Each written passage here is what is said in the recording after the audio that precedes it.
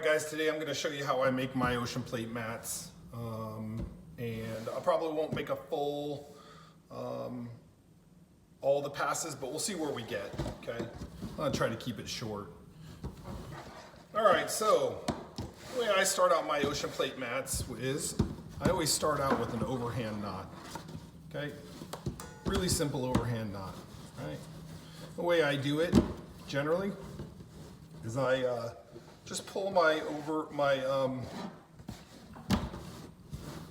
overhand knot down into a pretzel, right? I guess that's the best way to call it. Okay. So just kind of mess with it a little bit, give myself a little bit more, but this is what I'm going to generally get, is I'm going to have a pretzel. So now that I've made my pretzel here, I'm going to take and twist my two loops to the right and form something that looks like this. Okay. Once I've gotten that twisted in that direction, I'm now going to take the right one and place it over the left one. Okay. What I'm looking for in making this is this hourglass shape. These two diamonds, if you will, or triangles, sorry, if you will. That's what I'm looking for. So if I came out underneath this, I'm going to go over this first part of the hourglass. And in this one instance, I'll go under two and out over the top of the last one. Okay, that's the only time I'm going to do that, and that's just to start it out. So I'll find my other end here in my big mess of line. And I know that I came out on top of this, so I'm going to come under here, over this one, under this one, over this one, and under this one. Right? So what I'll usually do to try to keep it shape and not make it fall apart is I just spread my hand out, adjusting the line as I go, making sure I don't have any twists or anything in it, right? So, and I might do it in a bigger surface than this, but this is the surface I have to work to record for you, so just keep holding it as I pull it through. Okay. And eventually, once I get this last set of hockles out here, whatever you're gonna call it, I'll be good to go. So now I have my basic form and function. If I want to get a lot of passes in here, I might need to make sure that I have a little bit more room so that I don't scrunch things up too much. I think this is gonna work for what I'm doing right now, okay? So, this is where I'm gonna start my next pass at. And how I wanna do that is, I wanna find my partner here, and I wanna follow my partner all the way around. So I like to just make sure, okay, I know I'm going there. Okay. So I know that I'm gonna be there. And if I don't have this, I know a lot of people, some people like to use pin boards, some people have nail jigs that they use. So I don't know if that allows them to switch it around, but it will allow me to just turn the mat as I want to, right? To pull things through. Okay. So I don't want to pull things too tight because I don't want them to bunch up or get too tightened in there. So usually I will only do maybe one or two tucks at a time. So now I'm just going to make sure, pair them up. I know that this one's following this one.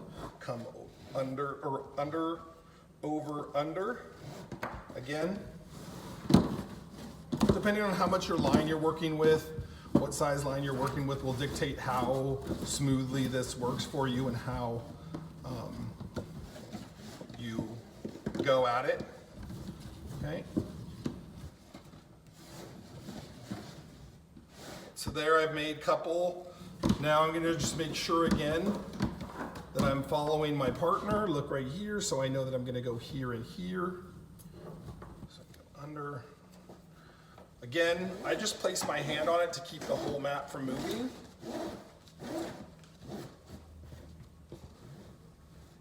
Okay.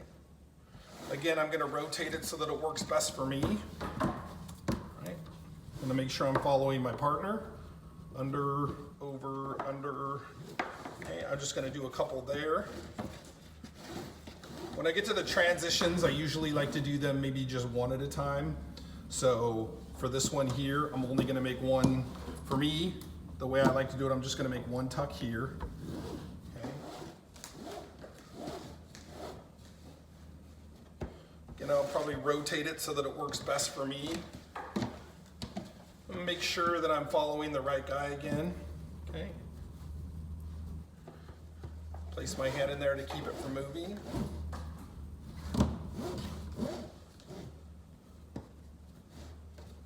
It's a little bit twisted up. Sometimes, depending on the line, you might have to do a little twisting to make sure that you don't have some weird twist in it. On this one, I feel like I can do both of them. So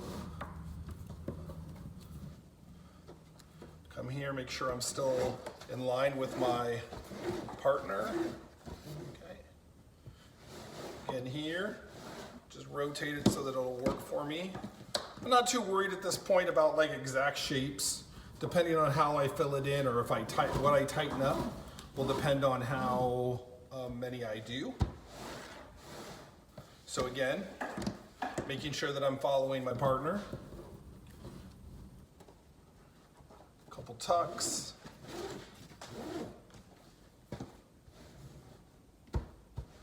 Again, not making anything too tight. So again, I'm going to make this tuck here.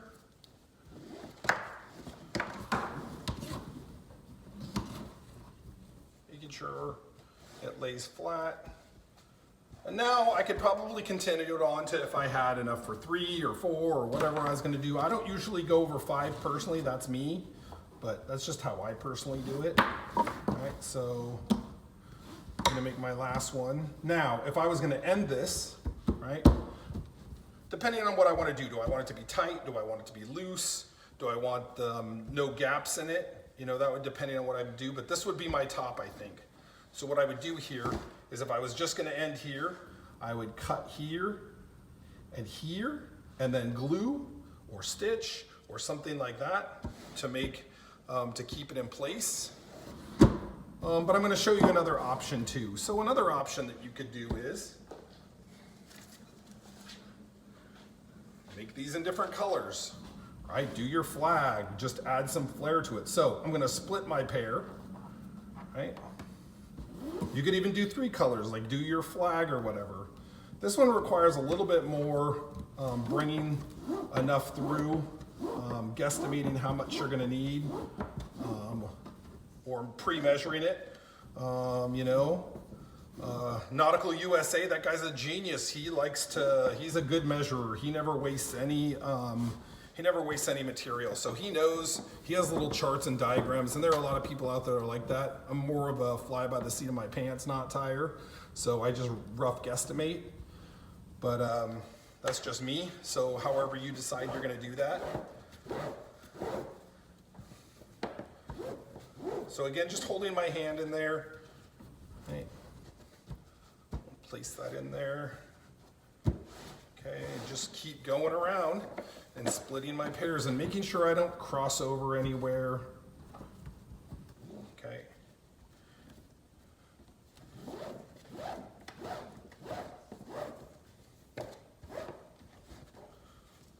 The tedious, boring part, you know.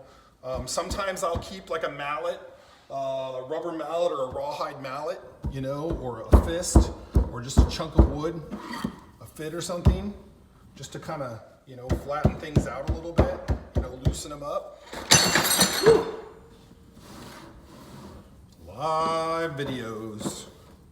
So I'm just gonna continue again, find my spot, split it.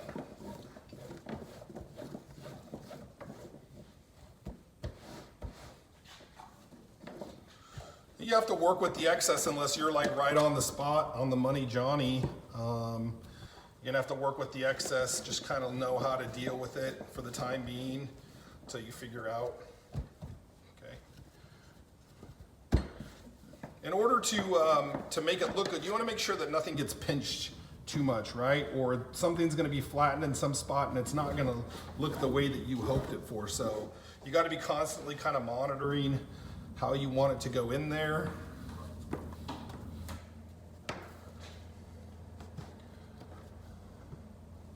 Again, just splitting the pairs here.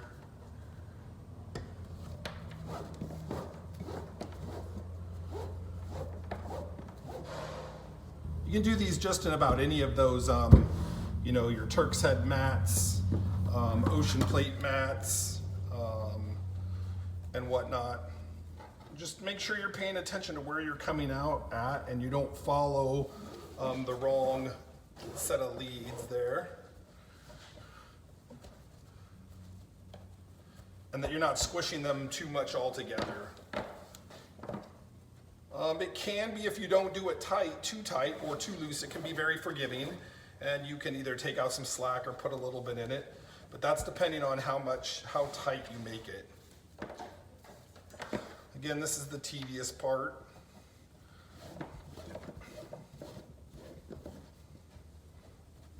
Okay, just splitting it off, softening it up a little bit.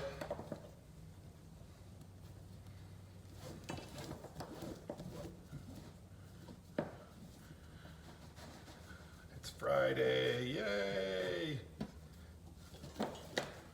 Little Friday tutorial for you guys. I made another one of these on my YouTube video, but it's just basically how to start it. I didn't do any additional passes on it, so again, I'm just dealing with this excess until I decide what I want to do and if I want to cut it off.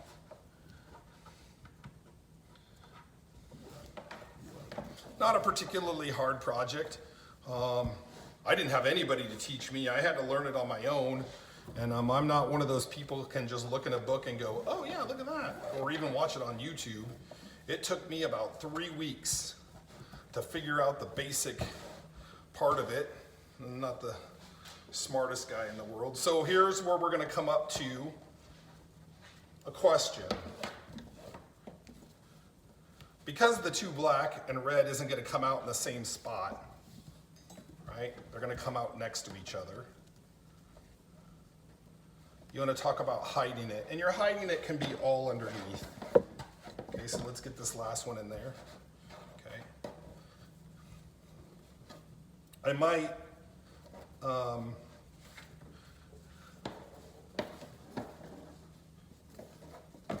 flatten it all out first, okay?